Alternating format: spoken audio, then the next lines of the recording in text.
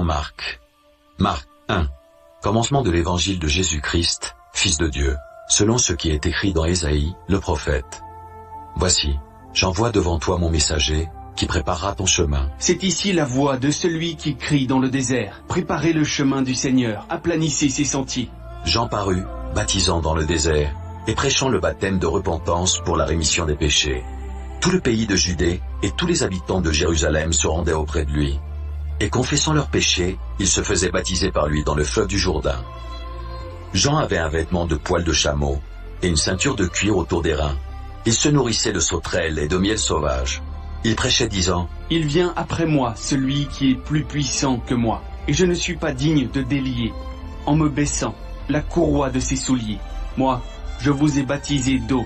Lui, il vous baptisera du Saint-Esprit. » En ce temps-là, Jésus vint de Nazareth en Galilée, et il fut baptisé par Jean dans le Jourdain.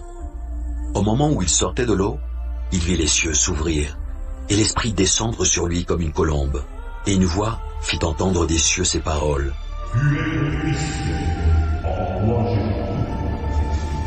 Aussitôt l'Esprit poussa Jésus dans le désert, où il passa 40 jours, tenté par Satan. Il était avec les bêtes sauvages, et les anges le servaient. Après que Jean eut été livré, Jésus alla dans la Galilée, prêchant l'évangile de Dieu.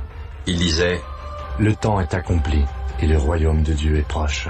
Repentez-vous, et croyez à la bonne nouvelle. » Comme il passait le long de la mer de Galilée, il vit Simon et André, frères de Simon, qui jetaient un filet dans la mer, car ils étaient pêcheurs. Jésus leur dit, « Suivez-moi, et je vous ferai pêcheurs d'hommes. » Aussitôt ils laissèrent leur filet et le suivirent. Étant allé un peu plus loin, il vit Jacques, fils de Zébédée, et Jean, son frère, qui eux aussi étaient dans une barque et réparaient les filets. Aussitôt il les appela, et laissant leur père Zébédée dans la barque avec les ouvriers, ils le suivirent. Ils se rendirent à Capernaum. Et le jour du sabbat, Jésus entra d'abord dans la synagogue, et il enseigna. Ils étaient frappés de sa doctrine, car il enseignait comme ayant autorité, et non pas comme les scribes. Il se trouva dans leur synagogue un homme qui avait un esprit impur, et qui s'écria, « Qu'y a-t-il entre nous et toi, Jésus de Nazareth? Tu es venu pour nous perdre.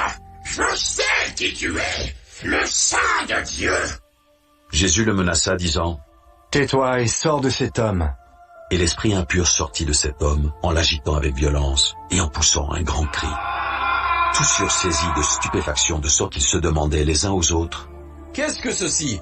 Une nouvelle doctrine. Il commande avec autorité même aux esprits impurs, et ils lui obéissent. » Et sa renommée se répandit aussitôt dans tous les lieux environnants de la Galilée.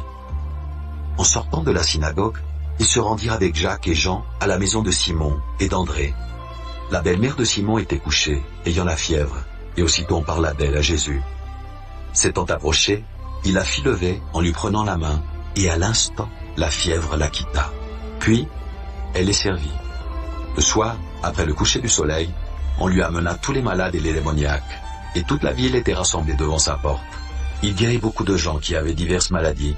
Il chassa aussi beaucoup de démons, et il ne permettait pas aux démons de parler, parce qu'il le connaissait. Vers le matin, pendant qu'il faisait encore très sombre, il se leva et sortit pour aller dans un lieu désert, où il pria. Simon et ceux qui étaient avec lui se mirent à sa recherche, et quand ils l'eurent trouvé, ils lui dirent, « Tous te cherchent. » Il leur répondit, « Allons ailleurs, dans les bourgades voisines, afin que j'y prêche aussi, car c'est pour cela que je suis sorti. » Et il alla prêcher dans les synagogues, par toute la Galilée, et il chassa les démons. Un lépreux vint à lui, et se jetant à ses genoux, il lui dit d'un ton suppliant, « Si tu le veux, tu peux me rendre pur. » Jésus, ému de compassion, étendit la main, le toucha et dit, « Je le veux, sois pur. » Aussitôt la lèpre le quitta, et il fut purifié.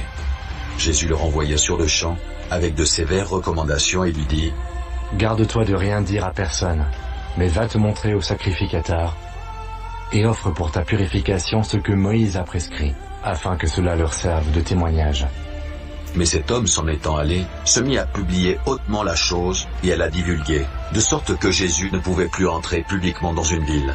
Il se tenait dehors, dans des lieux déserts, et l'on venait à lui de toutes parts.